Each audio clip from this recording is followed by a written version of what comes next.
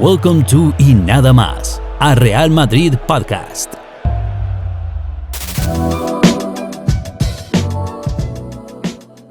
All right. How is everyone doing? This is your host, Eric Rivera from Y Nada Más, a Real Madrid podcast, and it is good to be back once again for another episode of the podcast. Obviously, we are going to talk today about the win over Granada, but a lot of controversy going on lately, of course, because of, a lot of people not really too happy about, I did not do a podcast right after the Athletic Bilbao game where we were eliminated from Copa del Rey. So a lot of people not too happy about the lineup that was used in that game, essentially, fielding Vinicius and Rodrygo 48 hours after they had just gotten off a plane, from Brazil after their World Cup qualifiers. And then essentially, the fact that, Carlo Ancelotti is not showing faith in, Hazard,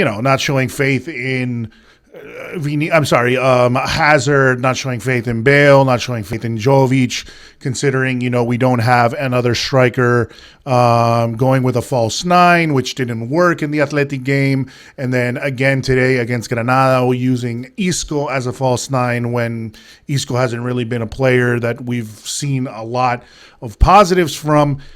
So we're going to get into that discussion today on the podcast. And once again, I am your host, Eric Rivera. But today I will be joined by another one of our Y Nada Más contributors. He's actually one of our newest contributors at Y Nada Más. He is based in the UK. His name is Helal Uddin. And basically he is one of the writers here at Y Nada Más. Has been writing some other stuff as well.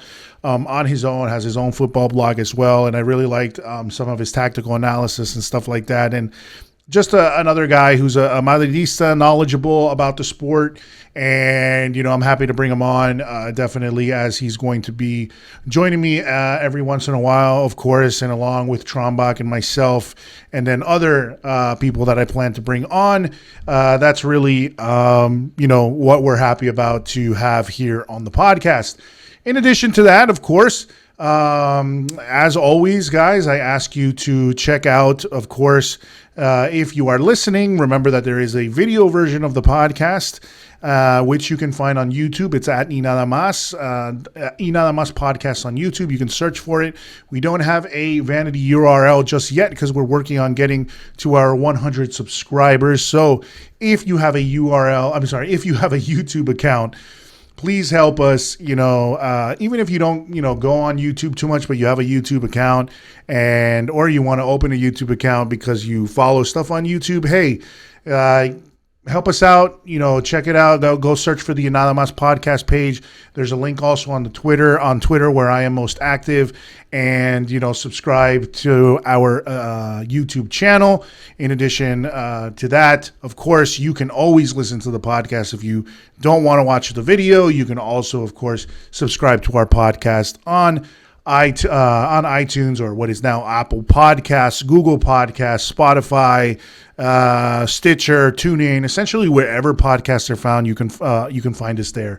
So, but of course, like I said, it would be a big help for us if you were to subscribe to our YouTube channel and help us grow there, because we do want that vanity URL. But of course, if you are listening, that is also a great thing. And if you are listening on Apple Podcasts, the other favor that I do ask of you guys to help us out is leave a rating, leave a comment. Always helps us rise up in the ranks there in Apple Podcasts, helps us rise up in the ranks on the library there in Apple Podcasts. So that would be a great help to us. So with all that said, remember, you can also check out our website, where now our good friend Helal is going to be writing articles, as well as our good friend Trombach. He's going to be writing there as well. And in addition, if you guys want to listen to the podcast, you can also listen to it on there. If you don't have access to any of these other, channels, you can listen to it on there as well. So that is everything we've got going. In addition, also on social media, follow us, or follow me, because I'm most active there, at Nada Mas Podcast on Twitter. Also check us out on Facebook at Nada Mas Podcast, and check us out on Instagram at YNM Podcast. On Instagram, just updating you with the scores, updating you with some different graphics that we're messing around with, of course. Highlighting some of the derbies and the big games and players and different stats or things like that. Always trying to come out with some artwork that we hope you guys enjoy. So we're also doing that as well. So without further ado, guys, like I said, we're gonna have our good friend Helal Uddin on the podcast. So he is going to join me in just a second, and we'll be right back with Helal right now on the podcast in just a few moments. All right. Hello, everybody, and welcome back to Y Nada Más, a Real Madrid podcast. And today, like I said at the beginning, I was bringing on a friend. He is also a contributor for Y Nada Más podcast, one of our newest contributors based in the UK. It's Mr. Helal Uddin. What's going on, man? How's everything going? I'm good, man. Glad to join you. Yeah. So, before we get started, you've been, aside from helping us out, I know you've been doing, you kind of write your own blogs. I was really impressed with Hilal's like tactical analysis on some stuff, really diving deep into some of the, especially he wrote a piece for us about the Elche game, which was 2-2, obviously after the Copa del Rey game, which we were all struggling with because Real Madrid seems to not be able to put away these small teams. Well, not. I don't want to say small teams. Yeah. These teams that are lower on the leaderboard or on the standings. And then essentially today we suffered against Granada. We came out with a win, thankfully. But yeah, man. So good to have you on the podcast. First things first. What did you think about today's game? 1-0 versus Granada. Today's game, second half was a lot better. I feel like that's a recurring theme throughout the whole season. Yeah. First half, I think we created a few chances, but I think overall it was poor still, because I don't think we created anything like clear-cut chance. I don't think we actually created a clear-cut chance. I'm trying to think now. I actually did make some notes. I did a minute by minute, more or less. Yeah, I do. We did shoot like Asensio's shot on goal. Like, it was stopped. And then Isco had like that crazy ball. Volley, I remember the volley. Yeah. That would have been a beautiful goal, but it went right to the keeper. So yeah, we did have those chances, but there was some times there where we let Granada let us off the hook for sure. Yeah. One was a huge save from Courtois, which we come to expect from him now. But I really hate that he has to be like the hero every single game sometimes. That he has to bail us out as often as he does, but yeah, there's things there. And I think, I really do like Camavinga. So, I think, to start out the whole conversation, I think everything started with, there was a huge uproar immediately. If you guys are on football Twitter, so all you crazy Madridistas that are on football Twitter, immediately that lineup was posted, there was already calls for Ancelotti out. What the heck is he doing? What is going on? Why is he not playing Hazard? Why is he not playing Bale? How dare he start Isco as a false nine? Which, part of it, one of mine as well. Like we would say here, as we would say, flabbergasted that he was, started him as a false nine. Because we saw that in the Athletic game, it did not work. The false nine didn't work with Asensio. And it really just goes to show, I think, the one thing we're seeing is, of course, that I don't want to say our attack is worthless without Vinny and Benz, but it definitely goes down a huge amount when they're not on the pitch. Obviously, Benz just links everything up, and then Vinny's just electric. Yeah. So any team would miss them too. And it's like you were saying the other day, it's damned if you do, damned if you don't. Yeah. With the squad selection, but I can understand like Ancelotti's thinking behind the Isco line, bringing him into the lineup, because obviously he's exceptional at holding, like gathering that ball, holding it up. Where he fails is getting it out of his feet and releasing it. Yeah. Where that's somewhere where Benzema is one of the best in the world. He collects it and releases it at the perfect time. I don't know, maybe Ancelotti thought throughout the week, oh, he's probably doing it better in training, and thought maybe in the game, if he releases that ball quicker, then he could have that Benzema sort of effect. Yeah. But he's just, obviously, he's not as, he can't be as physical as Benzema. Yeah. So that's kind of his downfall there. I mean, he did have that that one good run where he played in Asensio, but other than that, and then the volley, other than that, it was the same old Isco, wasn't it? He grabs the ball and then just one or two touches too much, isn't it? Yeah. Well, I mean, I can see where you're coming from. That's actually a good point. The idea of holding the ball, the idea, because the thing is, like they always say, I think a lot of pundits will always say Karim Benzema is a player that it's always very difficult to replace him, because you have a guy who there is a phenomenal number 9, but he's not a real number 9 because he plays more as a number 10. He drops back.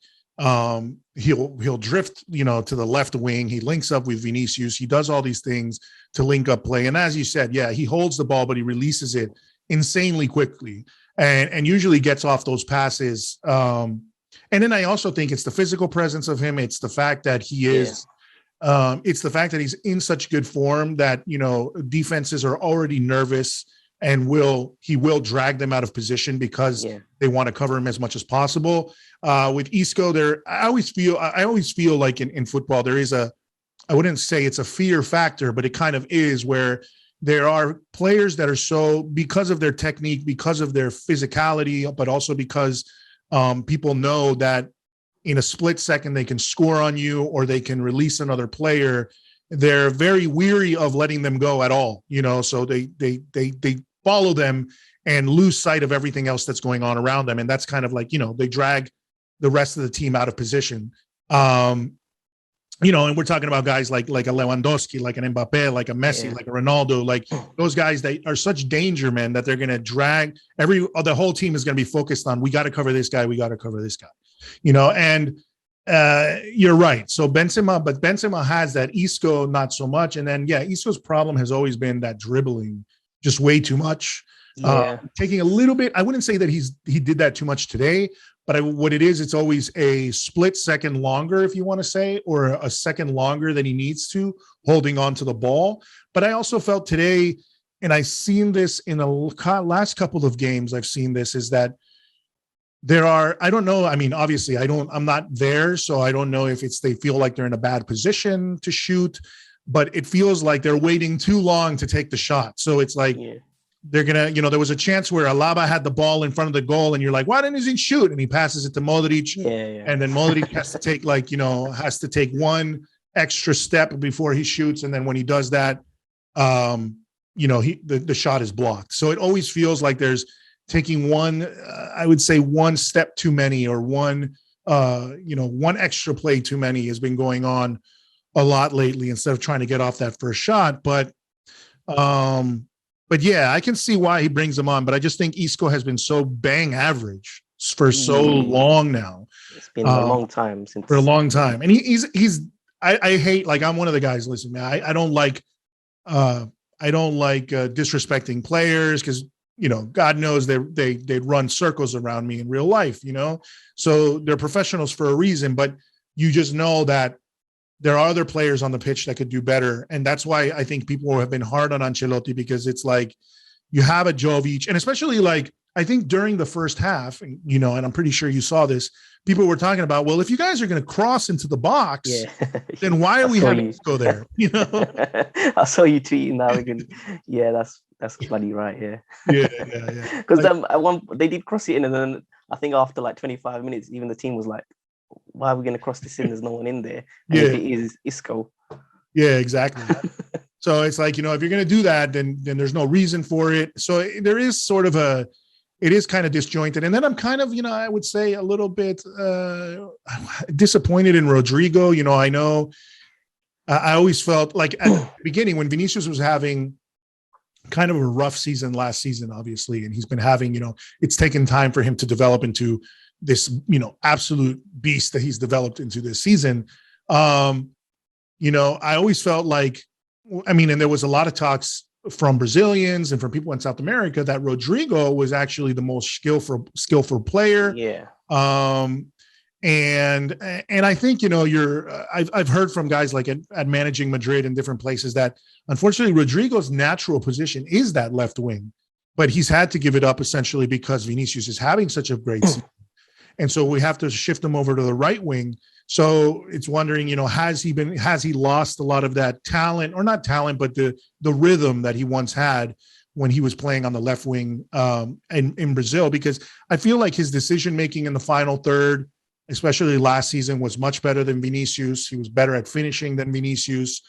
But the one thing that he doesn't have, which I think is that youthful recklessness, that youthful, I don't care. I'm just going to go in there and run and take on every defender because I got that fire in me kind of thing. He doesn't have that where Vinicius has that. And that is what now scares the crap out of, I think, any defender that faces Real Madrid and sees Vinicius running at him, And we didn't see that today from Rodrygo. It seemed like he was gun shy. Yeah, I think he's stagnated a bit, hasn't he? Yeah. And he was on his favourite side today, but didn't really see much of him. But I think that's also down to the injuries he's had. So yeah. I think he's lost some confidence there. But I think he was pretty poor today in general. He just looks, I wouldn't say disinterested, but just doesn't seem like he wants to take the player on. Yeah, no. Whereas he tends to do that on the right though, but on the left today, it was just he seemed like he was happy to just cut in and play a pass. There was that one little interplay he had with Camavinga. Yeah, and that was quite impressive, but obviously it just came off with a deflected shot. Yeah, it wasn't enough of that. He probably was trying it. I mean, he definitely wanted to try it and things like that, but you see him a lot more. He almost reminded me a little bit there. Speaking of that being kind of gun shy, is like when Hazard has come back from multiple injuries, because we all remember the Hazard of old when he was at Chelsea and how he had no fear of taking on defenders. He had no fear of dribbling past defenders and things like that. And we're starting, and I think that's what bothers people now is because you're starting to see that Hazard kind of come back a little bit. That ability to destabilize defenses because he's very good with his feet. And he did some quality stuff today. The first time he stepped on the field, him and Jovic linked up, together, and it almost led to a goal. So, he's getting there. And that's why it kind of bothers me that Ancelotti doesn't play him. But I understand Ancelotti. I think a lot of times what happens with us as Madridista fans, especially when I go on Twitter and read all this craziness from fans, not only in Spain, but also fans that speak, English speaking fans, is I know we want them to play, but a lot of people, and like you said, a lot of people get into football because they have a favorite player. And then I think what happens is a lot of people want their favorite player to play, but they don't understand that there's a reason why maybe Ancelotti isn't playing. There's got to be a reason why we don't see him as much on the pitch. So, because I doubt, there's got to be conversations with his team, Ancelotti, with the rest of the coaching staff. Is this guy ready to play yet? Is he, should we put him there? What should we do? And I don't know if it's a decision based on form, if it's a decision based on health, that they don't want him getting injured again, that they're trying to slowly bring him back. If it is an agenda that he has against him that he might not like on Hazard or might not feel confident in him. You never know, but everyone has this kind of thought, like there's got to be something that's going on, and maybe there is, maybe there isn't. But sometimes I wonder, like, why would you, especially like in the game against Athletic, I kind of understood playing Vinicius and Rodrygo, even though they had just played earlier, like 2 days earlier. I kind of understood is like, it is a cup game. They want to go all out. They want to win they want to win the cup. You're going to go with your starting 11 or your players that have been at least giving you the best results at first, but it obviously didn't play out because obviously not having Benzema, slotting Asensio in as a false nine, the situation didn't work out. And definitely Vinicius looked tired. He looked slower and kind of off rhythm more so and I think more so than the play, I think more so than him having played those games is what a lot of other people brought up is just the fact that being on a plane for so many hours takes it right out of you. Jet lag. That jet lag. Yeah, that's got to take it out of you. So, but I told you that one time we were talking off air, offline. It was like, you're damned if you do and you're damned if you don't, because I always say, like, if a coach gets it right, like everyone's like, oh, why is he playing Rodrygo? Why is he playing Vinicius? And if we would have walked away that game with like a 3-0 score line, people would be like, God, what a genius he is, But if he would have started with Bale and Hazard and we would have gone away with a losing result, people would be like, dude, why would you play Hazard and Bale? Like, they haven't played well the entire season. So you know what I'm saying? You're going to have, it's almost like being a president. No, you're not going to be liked by everyone, everyone. It's a lot easier for us to judge from where we are, just put a player in, and they'll play like to the abilities that we think they can, but it just doesn't work out like that, isn't it? No. But I do wish he'd play Hazard more often, because he has to get over that bad run of form. The same with Jovic. Like, Jovic infuriates me at times, but there are a lot of his qualities benefit our attacking play. Even when he's a ghost on the pitch, he's I want to say his movement, but his ability to get the ball and then release it, because he hardly holds on to the ball, so he's actually quite quick with the release of the ball.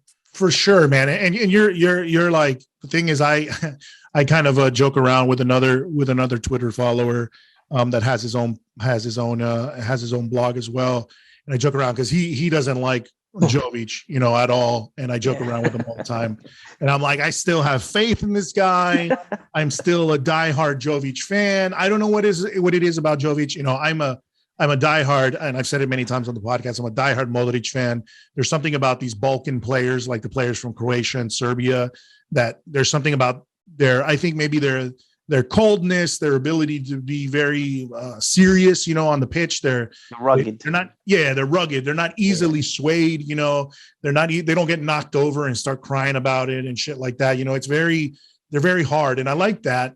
And I see that in Jovic. Obviously I followed him when he was coming from Eintracht Frankfurt and everybody was talking him up. And it was like, man, I really want him to do well. And there's flashes of that brilliance occasionally where you see, like you just said, like today when he made that run, you realize he is quick when he wants to be. Yeah, that was a brilliant run. I think the commentator was saying it was Hazard. I was like, and the thing is, I thought it was going to get. And the thing is, to me, is like if he would have scored that, that would have been an amazing run with an amazing finish. And then it was blocked at the last minute by the Granada defender, but. There are those flashes of brilliance where you see, like, I almost feel like, yeah, exactly. If he had more time, it's almost like,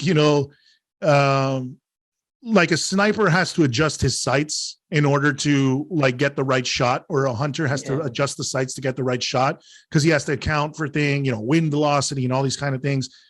They don't get the first shot right away, but if the reason they got to play more is because he's got to start getting into the rhythm of the game. And the thing is, I feel like people say, oh yeah, but he's been given 2 chances but if you really look at it, in the end, he hasn't, it's not like he plays a string of games and then a lot of minutes. It's like a lot of minute one game and then 5 games without playing. And then maybe like a string of game where he plays 30 minutes, and I just don't see it. Especially when you need somebody to deputize Karim Benzema, you got to play this guy more often, and I think I still have faith in him, but obviously if we bring Haaland, that guy, he's going to go, Jovic is gone, they can recoup like 30 million, 40 million, 30 million. I think they could get 30 million if they just flog him off to Newcastle.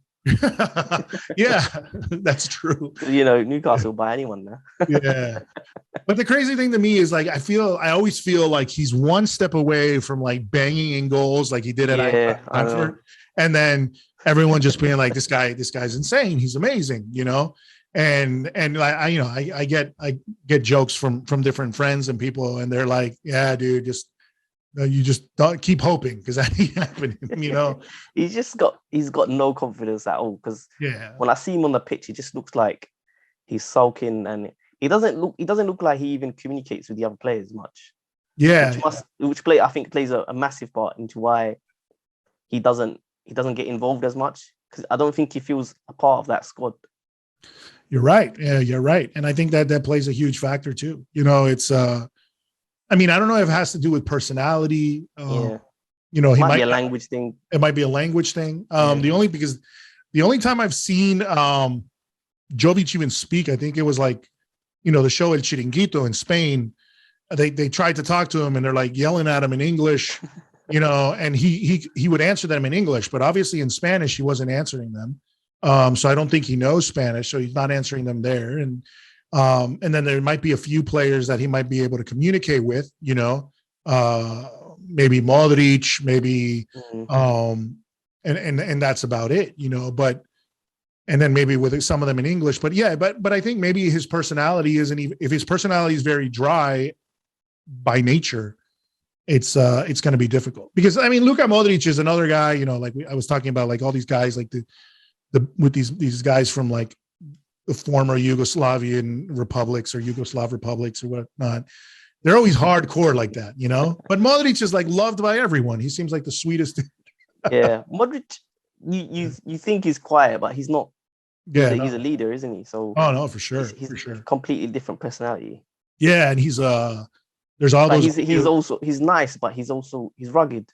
Oh no, yeah, I've seen those videos of I remember there's a clip of when he gave the ball back in a game, and Ramos was like berating him. Why are you giving the ball back? Yeah, no, and there's another one where he goes in on Isco. You know, there's another one where he goes in on Isco. Yeah.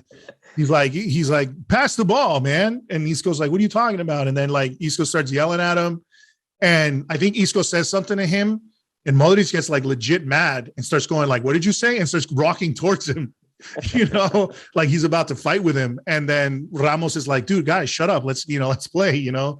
But yeah, I've seen him, you know, he can get but that's what you want. You want somebody fiery like that too, you know, that they're good dudes, but at the same time, they got a personality, and he definitely has it. And that's the thing. I think Jovic, he doesn't, I don't know. Jovic is like the Terminator. He doesn't have much of anything.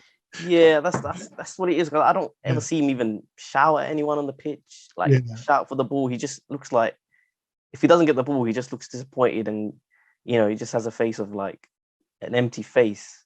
Yeah. Like, and yeah, you want him to start, you know, integrate himself to the team. But I think it must be a language thing, and he's probably not close with any of the players. Yeah. And especially, I mean, I tell you, like as a Hispanic person, as somebody also, and I imagine people from Spain are the same way. And I've noticed that in the Spanish media, the Spanish press is, you know, there's so much about, they are very, very, very vocal about feeling. Well, I mean, you know, you guys say it in England all the time as well, you know, really, really sweating the shirt, really giving it all for the crest, you know. You don't get the feeling from Jovic that he's that type of guy. You know, you get the feeling from a Modric that will run himself ragged at 36 years old, to do whatever he can to go for the, you know, to get the win. You know, you get the feeling of that from Valverde. You get the feeling of that. Mariano. Just kidding. No, basically, you want the heart of Mariano. I do feel like Mariano has that heart, you know. Yeah. And I've said it before. I feel like Mariano's heart just doesn't match his skills. Yeah. You know? So it's like, you know, you have different ends. Exactly. You know, it's like where his talent isn't on the same level of the fact that he has a lot of heart and he wants to play, but it just doesn't mix well, you know. But you know, you have our eternal Madridistas like Marcelo, even like Nacho, Militao, Lucas Vázquez. I mean, well, I would say like Nacho and Lucas Vázquez, who are guys that don't play as much, are usually kind of being they're known as squad players, but they come in and they give it their all every single time they can. And they've gained the respect, because I used to hate on Lucas Vázquez quite a bit. And I love Lucas though. Yeah, no, and now I love him, but I love him for sometimes. I mean, obviously, I don't want him to start, or there's certain times I don't want him to start. I don't like him being used as our backup right back all the time, because that's not even his real position, you know. But he does it well when he needs to. But he will come in and play his heart out, which is what people respect about him. And a lot of times that's how you gain the respect of the crowd, the respect of the fans, especially the respect of Madridistas in Spain, who love their team. You know, they want that type of thing. And what they're seeing from Jovic is this guy who is, you know, I've heard it I've seen it, read it in tweets. They're like, this dude's like a mummy out there. He's like a statue. He just doesn't move. He doesn't say anything. He doesn't look the part. You know, he doesn't play at anything. He's completely static, you know, and that is a huge problem, you know, because there are games legitimately where I think there was one game recently. What was the game that he played recently, but that he did absolutely nothing? Yeah, I think I know. Was it I the know what Elche you're game? talking about. Or It's, I don't know it if it might was. have been the Elche. No, yeah, it was the Elche game. I think. Yeah, because you I commented even on wrote it. You that. were like, you would have never known he was on the pitch. Yeah, you it know? was that game. Yeah. Yeah. So I don't know. So I mean, getting your perspective, I wanted to know, like, what do you think? So let's say, like, Vinny and Benzema. Obviously, Vinny and Benzema are our two top guys, you know. But when we don't have them, do you think playing the false nine is the way to go, or do you think we need to play Jovic? Do you think we need to give a shot to Bale or Hazard and start that? Because a lot of people were talking about that front three: Bale, Jovic, and Hazard. Is that a realistic front three? Part of me said, myself, I don't think so, because Bale, what have we seen from him at all? Yeah, I haven't seen him for years. Yeah, exactly. You know, and it's almost like, are you going to take the chance and experiment on that, especially when you are in a semifinal cup tie? I don't know. Like, that's why I was kind of lenient on the Carlo Ancelotti's choices, because I was like, are you going to really lean on unknowns when and take those type of risks when you're trying to win a cup tie against a team? Yeah, against a tough team like Athletic in San Mamés, which everybody knows is just a crazy, crazy stadium to be in, you know? I think I don't know if you'd agree with this, but I think I would play Asensio because of the fact that his left foot is a weapon. And I think Ancelotti knows that. And I think he needs to utilize him in that, where he scored from today. He needs to be in that area, collecting the ball and just letting go. When it comes to Jovic, Hazard, I think I'd go with Hazard just because of his quality. I think I'd rather have him up there instead of Isco. Because he can do what Isco does, but he's got the dribbling ability as well. Yeah. The thing with Hazard is when he starts games, he tends not to get as involved, funnily. But when he comes on as a sub and there's tired legs out there, you can see his dribbling it causes panic, and it's those tired legs. I think it makes it easier for him to actually take on players, and I think he gets the confidence to take on those players. Whereas sometimes when I've seen him start games, he's a lot more relaxed, and he's happy to do what Rodrygo was doing today, just, you know, cutting in and laying it off instead of attacking those defenders. But when he comes on as a sub, it's like he's been brought on for a task. You've been brought on to win this game, so go out there and dribble and take on players. So I think I'd have him as the false nine. Rodrygo on the left, I think he just needs more confidence there. Yeah. And Asensio, he's not a very good winger, but as you saw today, if he drops into that space, just, you know, on the edge of the box, if he just gets it out and just has the shot, because he's probably the best shooter in the whole team, other than Benzema, I guess. But you from outside the box, outside the box, he's probably the best, because you saw the one against Inter Milan as well. Yeah, and then today's one was a spectacular strike. I was when he took that shot, I was like, I was excited, but I was also like, that's what I expect from him, though, because that's how he made his name, isn't it? That's what he's done before. Spectacular goals. And the thing is, I think a lot of people though are hard on Asensio, and I'm hard on Asensio too, because I don't want to say like, oh, I'm not, you know, because the one thing that's been going on is, and you know, I posted that meme that I think Total Cristiano, or whatever the name of that user is on Twitter, has posted, which is that whole, like, you know, he has a great game. You know, has a great game, performs terribly, gets benched, cycle, you know, then has another game, great game, you know, and then plays terrible. The next game gets benched. And that seems to be his cycle of what's going on. And part of me, though, thinking about it is Asensio seems to play a lot better on the right wing when he has Carvajal as the right back. I think they link up a lot better. I think they play a lot better. It's also because of the talent that Carvajal has as well. You know, offensively, Carvajal offers a lot as well.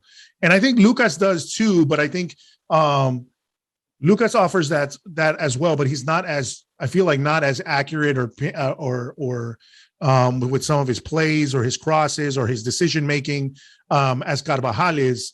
And so I feel like that allows when Carvajal plays as a right back, it allows Asensio to be a little bit more loose, allows him to, you know, be a little bit more relaxed. Because I always feel like when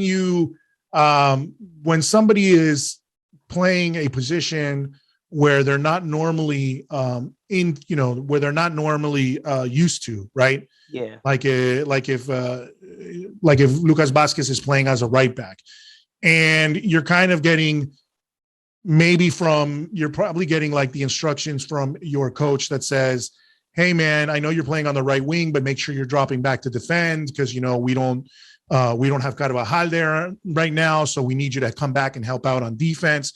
So you kind of hamstring him a little bit to be thinking about something else at that moment.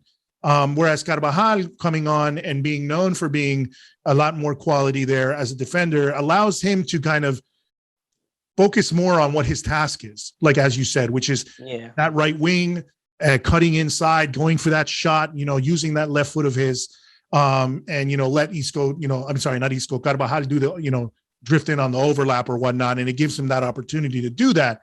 I think I've seen that more from him when Carvajal plays, a little bit less when Lucas Vázquez plays. But, you know, we see him more with Lucas Vázquez as of late because Carvajal hasn't been as available, you know?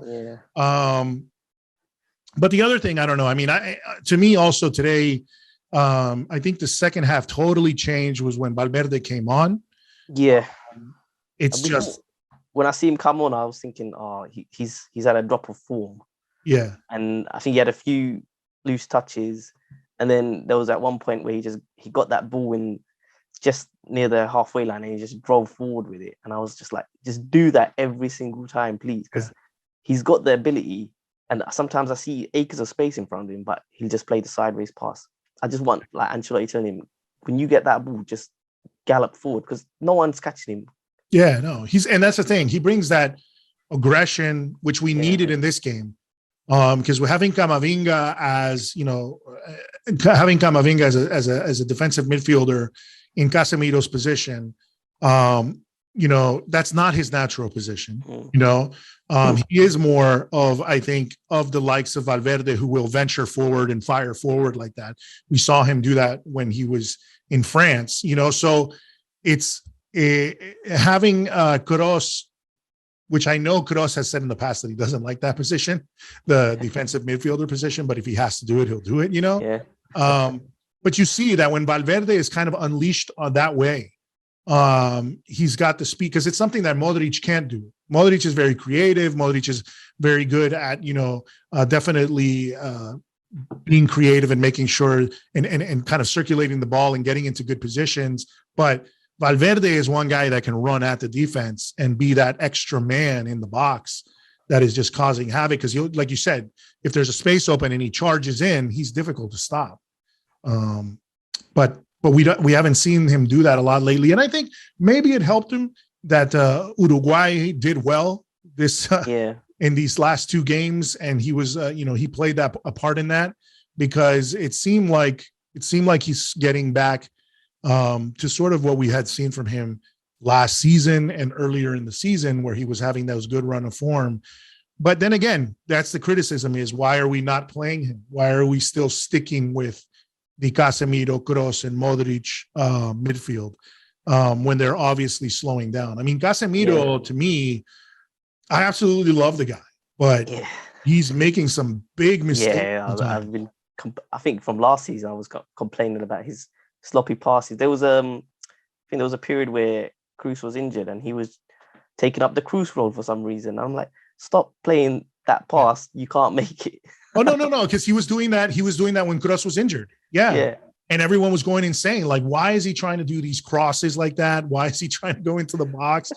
And then, there'll be those, and what drives me nuts is, I know he scored goals last season, but he did them more like from headers and things like that. But when, he has that open space and he decides to just blast the ball when there were other options, drives me nuts. I just want to kill him. I'm like, fucking pass it, mate. It drives me crazy when he does that, because it's always like, and it's kind of like how I felt with Militao today too. Like, I don't know, like if I understand that sometimes you're like, okay, well, I don't see any other option right now. So I'm going to shoot on goal because sometimes, you can do it.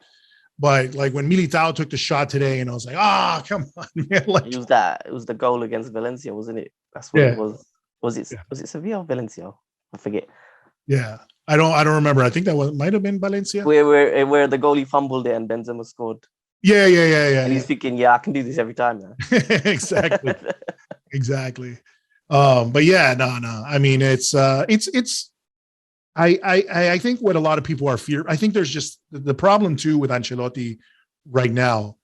And I think he's a good manager. I think he knows how to manage these. The thing is, where I don't like, and I disagree with people who kind of slam him or whatnot, I understand the whole rotational thing. But you're seeing, and a lot of people have talked about this too, is you're seeing that the people that he's leaving out, the players that he's leaving out, are essentially the same players that Zidane was leaving out. Yeah. And people like to talk about, Zidane this and Zidane that, and Zidane was a better manager. And why are we pitting two guys against each other who are both have loved this team and have both taken this team to very, very high, to high levels and won championships with these guys. We've won championships with these two guys. Why would you pit them against each other?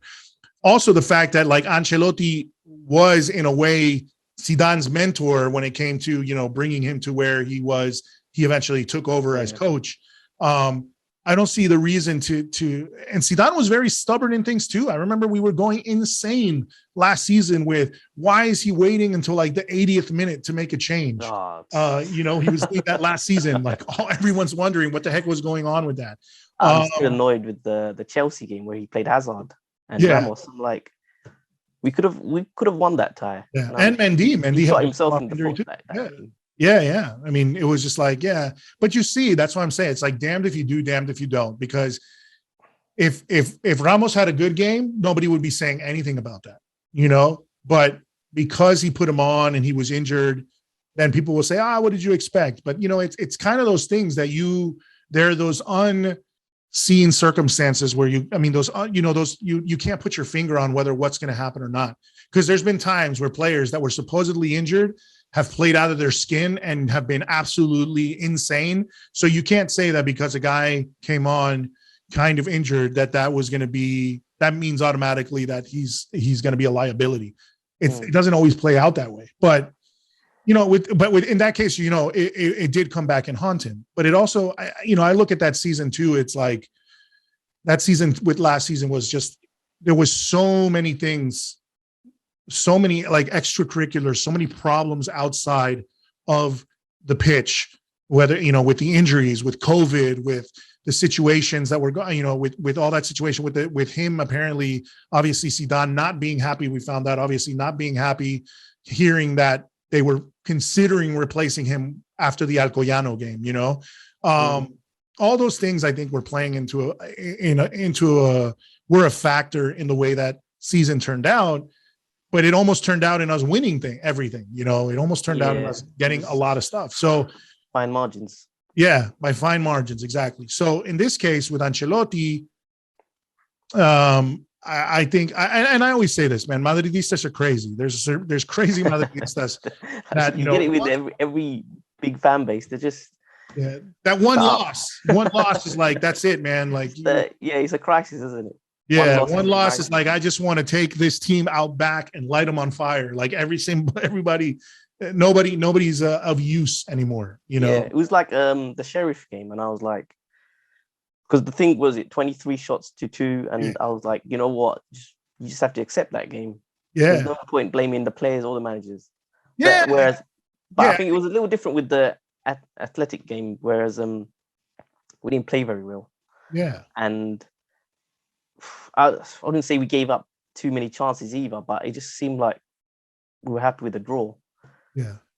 That's No, what the problem Athletic is there. Athletic definitely wanted it more. Yeah. And it's just one of those things. I mean, and then it was also, and then I mean, really, I mean, I hate to say it because I don't want to put the blame on one person, but it's one giveaway, one really bad giveaway from Casemiro in that position, and two big errors that he made. Essentially, shooting right at the keeper. His finishing obviously wasn't good. Shot right at the keeper, had a golden chance, and then Rodrygo, I think, was wide open at the far post where he could have just passed it instead of shooting it. So that was a bad decision making. And then the lazy passing, like just the lazy pass there to get it out and essentially just give it away. So you cost the game. I mean, and I don't want to say it's one player because, like I said, they were, like you said, they were all already, and I think Ancelotti said it afterwards. They were already starting to think in the extra time. And that was the problem. They were already starting to think about extra time. And that was a bad way of thinking, especially against a team that's known for being gritty and trying to grind until the end. They're a team that does not give up. Athletic has never been a team that gives up very easily, especially in front of their fans. So that was a mistake there as well. But yeah, man, I mean, I don't want to hammer those guys, especially and with going back to that Sheriff game, I think people don't look at the bigger picture or don't look at the stats or don't look at things like that and be like, yeah, okay, we lost the game, but it wasn't. Sometimes that's just how football is. Yeah, you just gotta accept it. Like you shoot 50 times on goal and the goalie's having the game of his life, and they shoot once on yours and they score. It's just and they had their second goal was just a banger. So what are you gonna do? Exactly. I mean, look at today's game, Atlético Madrid versus Barcelona. Yeah. And you see that, if you look at the stats, apparently the expected goals were way more in the favor of Atlético. And I think Barcelona only had 3 shots in the first half, and those 3 shots were goals. Yeah. So, they were clinical. Exactly. And Joao Felix had an open shot, missed it. And then I believe he had another one, like another sitter right in front of Ter Stegen, and also missed it. So we always say in Spanish, there's a saying that says, basically the goals that you don't make are the goals that they make on you. So, that is kind of what happens in those situations. If you are in a game, if you're too forgiving for too long, it's going to come back to bite you. So, I think fans and even journalists are they're guilty of just reacting on the result, isn't it? Yeah. Well, I mean, you know what it is? I mean, it's a results-based game, but no. But what I think it is because controversy breeds ratings. Yeah. You want the clicks, isn't it? But it's just... So you could say disaster class from Real Madrid, or shock loss to Sheriff Tiraspol, and everyone's going to be like, okay, shock. Oh my God. If they just read the headlines, they're like, how are they going to lose against such a crap team, But if you dive down, I hate saying that, but if they dive down into the stats, you're like, well, man, the other team they couldn't score for the life of them, Real Madrid tried everything. Yeah, I don't know if you listen to the Spanish football podcast with Sid Lowe, because early on in the season, Sid Lowe was saying, Atletico, they don't look like the same squad, but at that point they were grinding out results. Yeah, and they were close to the top of the table. But eventually, when they hit that slump, it's been going from November till now, really. Yeah, and you can see because they're just conceding left and right now. When's the last time they conceded 4 against Barcelona? Yeah, no, it's a strange. Honestly, I watch it and not being like I say, I'm not somebody who's I don't feel like I'm always good at tactical analysis because I just watch and try to sit there and enjoy the game. But I do start thinking of what's going, why is it happening? And you're seeing just also a lot of sloppy passing, just bad man marking. Just there was a lot of things there that were causing the Atlético to just seem, but they also seemed like they had no plan whatsoever. There wasn't any sort of a strategy, at least in the first half. They came alive in the second half, but they were already 4-1 down when that happened. And you see Simeone, and the thing to me, I think somebody had mentioned it too, was if you're losing 3-1 and the only change he made was a right back, coming back from the break, and it wasn't until Dani Alves scored that fourth goal that he decided to okay, now I'm going to change. I'm going to put on Angel Correa. I'm going to put on the Cunha, Rodrygo Cunha, all these guys, Mateus Cunha, all these guys to put them on the field. Now I'm going to start reacting to it. And the crazy thing to me too, watching that game was, you go down to 10 men, and then the team that's controlling possession is Barcelona. There was no fire to go up there and try to score. It just seems a super strange turn of events at that team that you can't. It's hard to explain considering the players that they have on the team. Yeah, because often at times I see them. They play good football, but it's almost like Simeone doesn't want them to play like that. Yeah. He's more comfortable with a compact, resolute defense. But at the moment, he's got, was it Hermoso and Jimenez, and they're in bad form. So I don't think that helps. But I think he's just struggling with that transition with his new attacking players like João Felix and Cunha, and then Suarez has regressed, so that doesn't help. Yeah, for sure. No, it's interesting for sure. Do you think I think you were saying that he's done? Who? Simeone. I don't know, man. I mean, I think the thing is how, man, I just remember Atlético being a team that really was never of any consequence to Real Madrid for so long, and was never, I would say, competing. I don't want to, not to be disrespectful. No. But they were more or less irrelevant before. Yeah, they were irrelevant. And I think the last time they were relevant was when Franco was still around, So it's that's we're talking, Civil War ago, 50 years ago, or something like that, So to say that, for them to let go of somebody who's essentially changed their mentality is, how do you recover that? It's almost like the same thing with it's almost like a Ferguson. If you think about Manchester United, is you had a guy that was so tired. I mean, I've read the stories that supposedly he was so tired of seeing Liverpool win everything that he was like, I want, one day I want to get to a point where we knock these bastards off their perch or whatever, and he did, he converted into a dominant squad. And ever since he's been gone, look at all the people that have gone through that seat and have not been able to replicate one little bit of Manchester United's past, luster, let's say. And so I think with Simeone, I don't think he's done, because I think there's enough people who still realize what he's done for the club. Maybe they're seeing it as, in all this time that we've had Simeone, this is the first time we're really hitting a really bad run of form, But at the same time, I'm pretty sure there's a lot of discerning Atlético Madrid fans that are saying, sure, he's a great coach and he's done a lot of things for us, but what have we gotten from it? We've gotten 2 La Liga titles, I think a couple Europa League titles, and then that's it. We've been close to getting the Champions League, but really the stuff that you would say that for the time he's been there and the amount of money that they pay him, shouldn't it be more? And that's, I think, what people will question. But for me, I mean, I think when they scored that second goal, and I thought they were going to kind of come back a little bit, that they were going to show a little bit of a comeback, I was like, all right, maybe he saved himself a little bit with that. But then it collapsed. But I think he's done. I think he's done maybe mentally, man. I think I don't know if he has the answers anymore. Maybe. Yeah, he probably is mentally exhausted. I mean, what is it? Was that 9 years? Yeah, something like 9 years. That's a long time to be at one club, but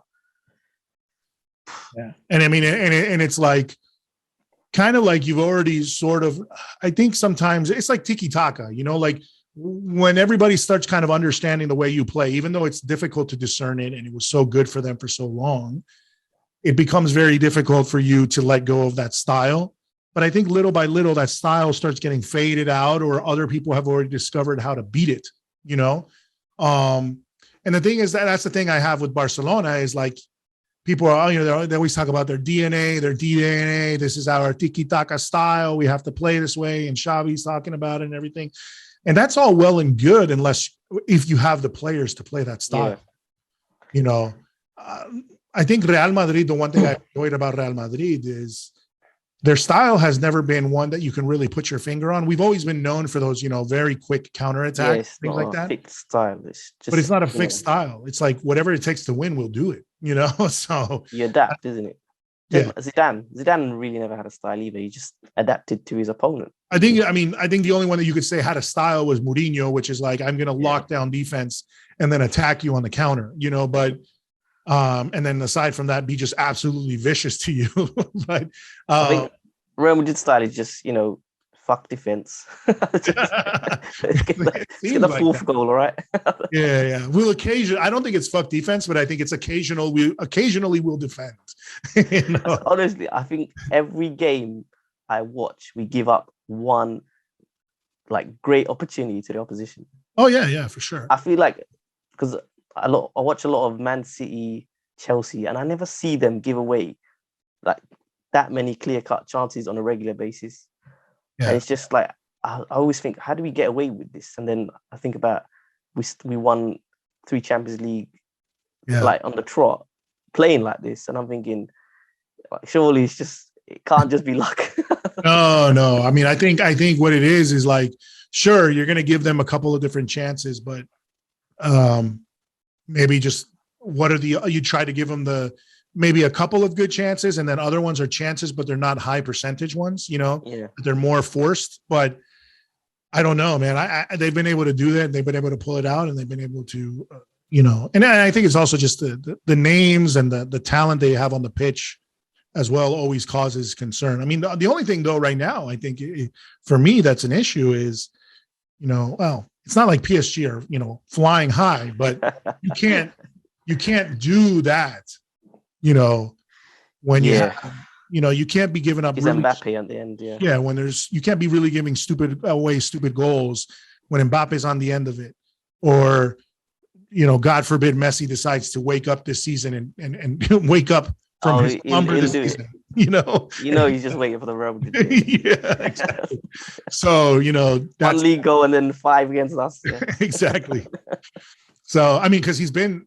The one where he has been scoring is in the Champions League. Yeah. So the one place you don't want to sort of let them be alive is there, So it's going to be, it's interesting, man. I don't know. I mean, I think there was Managing Madrid had a live podcast here in Miami recently, and I was able to attend it and talk to Kian Sobani and Dre Cordero was there, and one of the things they said, and you just brought it up right now, that was interesting, was he's like, Dre Cordero, who does CBS Sports here. He's an announcer here. I don't know if you've heard him, but he's a commentator here in the States. Okay. Popular, And right now CBS covers Serie A, but he used to be on beIN Sports, which covered La Liga a lot. Yeah. So obviously he's very well versed in football, and he goes, he was talking about Champions League when it comes to Real Madrid. And he goes, nobody ever puts, at least right now, Real Madrid is not on the list of,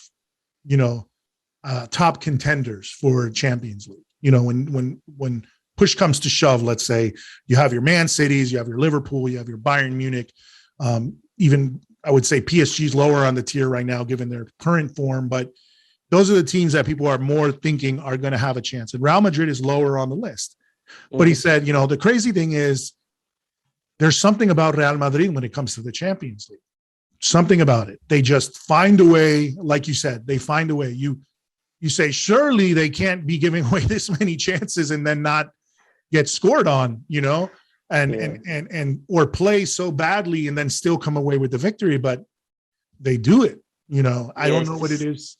If you want to talk about, I saw an article on Managing Madrid where he said I think it was Kian who wrote it. He said, with Real Madrid, it's about the superstars, but it's also not about the superstars. Yeah. It's that perfect blend of like, where our superstars, they just turn up, like for those big games. It's like they get that extra. It's not even a 10%. It's like an extra 20%, and it's just sometimes we just blow past these teams who should be totally killing us. Yeah. Because those Bayern teams, I used to shit myself playing them. For sure. There was games where they would completely dominate us, and then suddenly it's just like 15 minutes and we just score 3 goals. Yeah. And But you know what I think is that's where I think experience comes into experience comes into play. Yeah, because you know how to suffer. You know how to suffer. And then everybody, especially not everybody, of course, because now a lot of veteran players have left. But you have maybe that midfield, of course, like Casemiro, Modric, and Kroos, and you have guys like Carvajal, and you have guys like Benzema, who are your core backbone, essentially, who can basically tell the team, like, don't worry, we've been here before. This is, there's a generation there that has been there before to be able to play these huge moments. And they kind of, and I think that reverberates with the rest of the team. Like, hey, we've been here before. This is Madrid. This is our, in a lot of ways, I mean, they can probably not arrogantly say in the dressing room, like, this is our competition. We've been here multiple times. This is where we show up.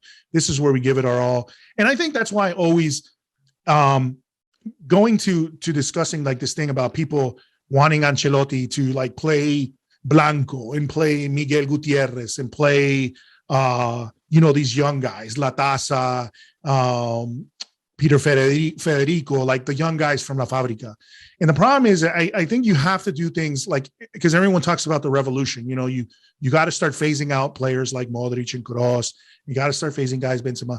But that process can't be done too quickly, because I think if you do stuff like that too quickly, you get essentially what happened at Barcelona at the beginning of the season, where it's all youngsters, maybe I got some veterans, and the fall from grace is very rapid, and you hit the ground hard. I think the idea of phasing it out slowly is very good, because if you end up in these big competitions, you can't go into a Champions League game and have a bunch of 17-year-olds running around.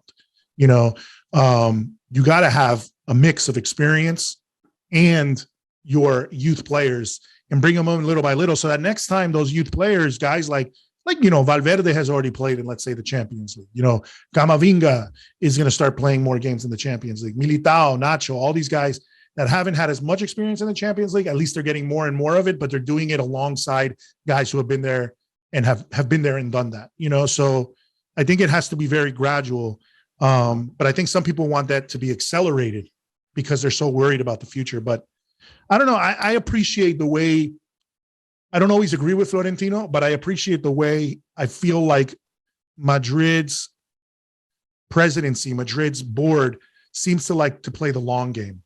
There's long-term thinking there, which you need at every club. Look at Man United. No long-term planning there at all. And it's 9 years later, and I mean, actually, they're going to play Atlético, but it's 9 years later, and they don't look like they'll win a cup for a long time. Yeah, but another 9 years. Yeah, but things like, because I think what it is like maybe they fill positions as a stopgap. Like, we need somebody here, so let's get what we can get, instead of, okay, well, let's leave the person. Let's say we have a solid player in that position right now.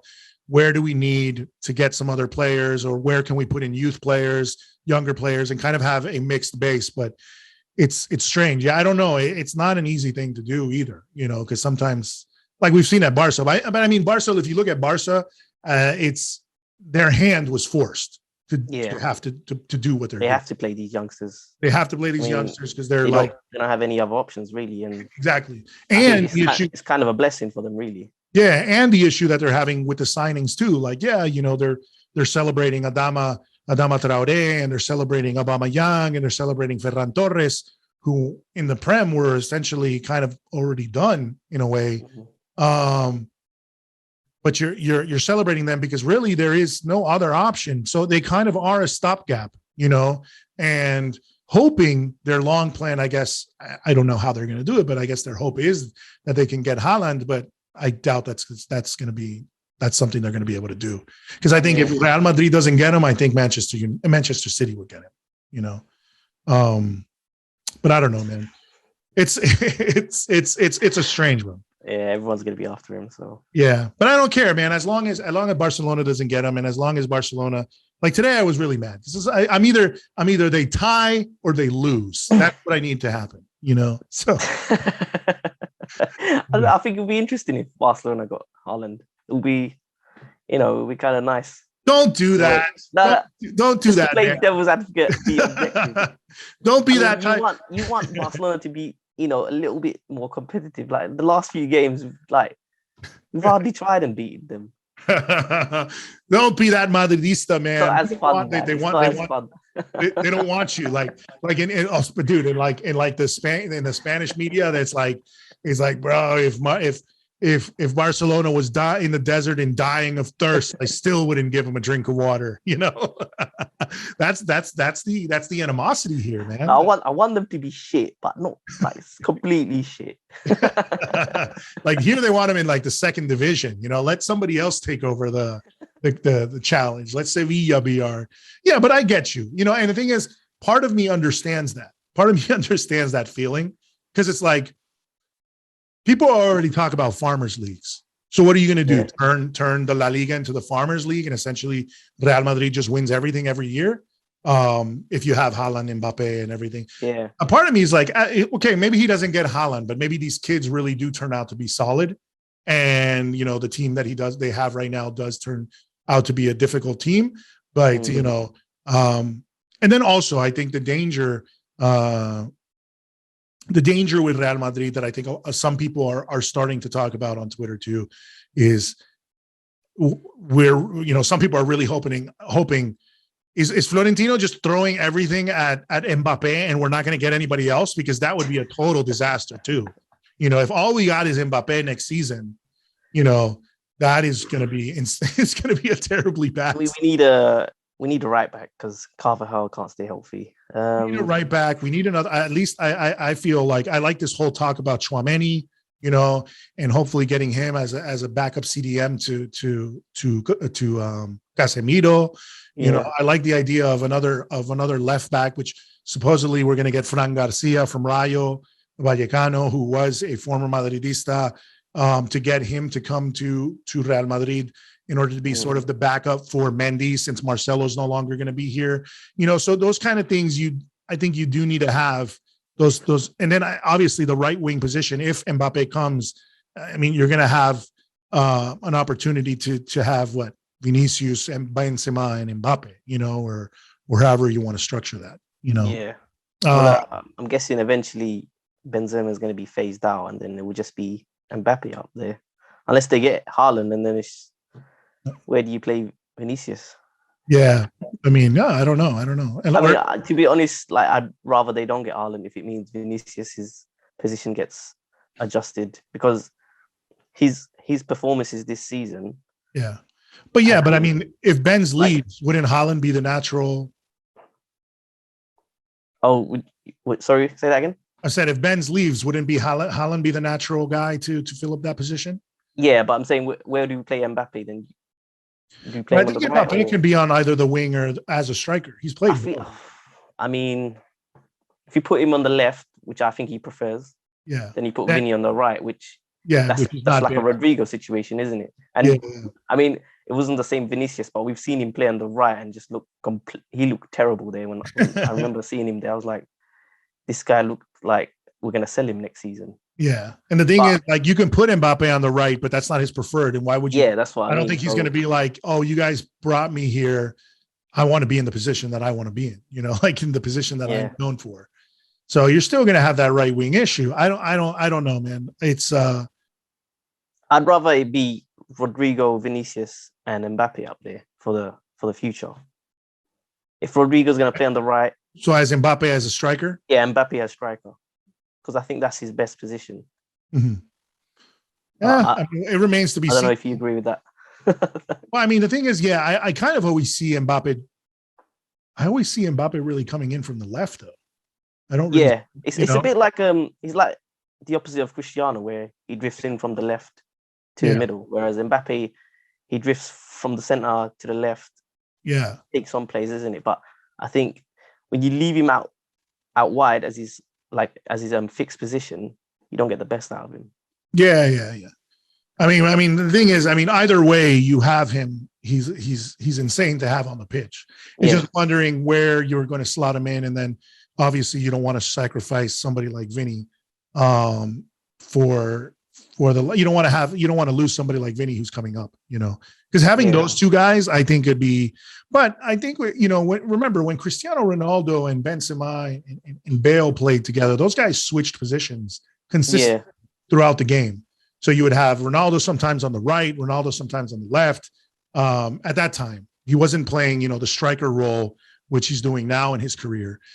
But he was always drifting left and right. Him and Bale were switching positions, pretty consistently, and it was Benzema kind of in the middle. So I could see something like that happening, where they're not really in fixed positions; they're just kind of rotating consistently. But I don't know. I mean, it remains to be seen. But I think there's other things that we need to plug up aside that, besides that position. Yeah, I think right back. CDM, unless the idea is to get Camavinga to play that position more often. Yeah. But he doesn't seem like he's the. I don't think he's the guy. I mean, I don't know. Maybe I think with him it's more of a positional thing, because it doesn't seem like he knows where to stand as a defensive midfielder. Yeah. And he's quite relaxed as a player. So you don't really want that as a defensive mid. You want them to be, getting stuck in and, winning them balls. But yeah, I guess maybe another CDM and maybe a young centre back as well. Yeah. I think a young center back, another center back is another thing that I do think we need. We need another Varane, basically. Yeah. Yeah. I mean, and there's been to be on the bench. There've been other talks about him. Yeah, but exactly. You need somebody, because you can't get a world-class guy. And that's the thing. You can't get any of these world-class guys and then bench them, they're not going to come if they're going to be doing that. So you're going to have to kind of have guys that are up and coming, or still sort of up and coming to do that. Because I really like the combination of Alaba and Militao right now. I think they're great. I think sometimes Militao makes some mistakes, he's also young. He's a bit unorthodox. Yeah, he's an unorthodox dude. Alaba is really a guy who loves to go up and try and attack, which isn't too much of a difference from Sergio Ramos, perfectly. So I mean, I like what we're doing there, and I like Mendy. But yeah, like when you don't have kind of a hot, see, that's the other thing people talk about that is that Mendy offers you a lot defensively, but does not offer you anything going forward. He's not good at crossing. He's not, you see that kind of thing where he's like overlapping quite a bit, not overlapping, sorry, that he almost plays like an inverted, like kind of that inverted position where Vinicius is the one that goes out wide and cuts in, and Mendy sort of gallops up the right, that left flank, so you see that a lot more often. I think they do that because they know the limitations that Mendy has. He's not a good crosser of the ball. I think he needs more coaching, really, because I see often at times he's physically so dominant and can brush past like the opposition right back, but he just doesn't want to do it. His crossing is pretty terrible, but I feel like if he was more confident in his dribbling, he'd get into those positions where his crossing doesn't even have to be that good. He'll just be in such a good position that an easy layoff to Benzema or whoever's in the box, will get him an assist. Because sometimes you see him when he drives forward and he's just like no one can catch up to him. Oh yeah, for sure. No, and the thing is, and he's just so solid defensively. Yeah. I'd rather have him than Marcelo. It's no brainer. Yeah. And the thing is, I was hearing this conversation that was really good from the managing Madrid guys, and they were talking about how in the modern game, if you really look at the modern game, we don't see a lot. When you think of some of the top right backs and left backs, or basically the fullbacks right now in the game, none of them are really incredibly. None of them are really like wow defensive powerhouses. You know, Yeah. It's almost like we've gotten into this day and age where, you know, you want center backs to be your defensive powerhouses. You want very, very physical fullbacks in the sense that you want them to be able, not physical, but you want them very fit fullbacks so that they're running up and down and they're able to drop back. They're able to attack, but they're able to drop back. They don't need to offer that much defensively where they're just going to lock dudes down, but they have to be enough of be able to be quick enough to drop back and offer sort of that nuisance, that defensive nuisance, but you don't want them to be locking it down so much, because what you're hoping is they're going to be, you know, and I think a lot of people take into the account, you know, guys like Robertson and Alexander-Arnold at Liverpool, which might not be the most defensive guys, but they're so good, you know, creating opportunities from the flanks that essentially, you know, they can bring a lot. They can bring a lot offensively. The same thing with guys like Cancelo, you know, who can cross in and shoot on goal, and he's amazing at it.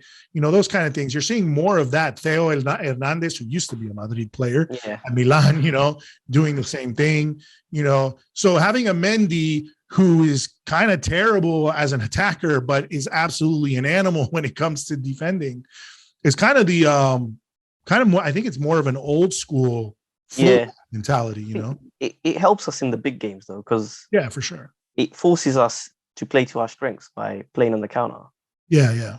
And then when he does get that ball, he's like a gazelle. He's fast. It's similar to Valverde. When he gets that ball, when he runs, he takes such big leaps, like such big strides that no one's catching up to. For sure. No. I mean, that's. I think those are the things that a lot of people want to see from Madrid. Is essentially, I think we need somebody. I think there's a lot of positions that need to be worked on in Madrid. But, you know, I have to say, I'm happy. Like when I watch the team, I'm kind of happy with quite a few of our players. I think some guys are I think some guys, their cycle has ended, like an Isco. You know, Isco was phenomenal a couple of years ago, but, you know, he doesn't seem to be in the same space right now. I also think, you know, it's a disservice to kind of have players just sitting on the bench like that. You know, after a while, I'm pretty sure they want to go somewhere else or whatnot, unless they're like Bale, who don't mind to cash in a check, you know, but, you know, he's just got the best life. Yeah, exactly. You know what? I can't even begrudge him. He's just, you know, the only thing with Bale that annoys me is just after that Champions League final where he made that big, you know, big claim that he wants a more prominent role in the club, and then he got his contract, and then he's like, oh, you know what? I've got my contract now. Exactly. Get it. Yeah. But other than that, I find it quite hilarious where he's just. Like there was a clip the other day where he was laughing at Hazard, wasn't he?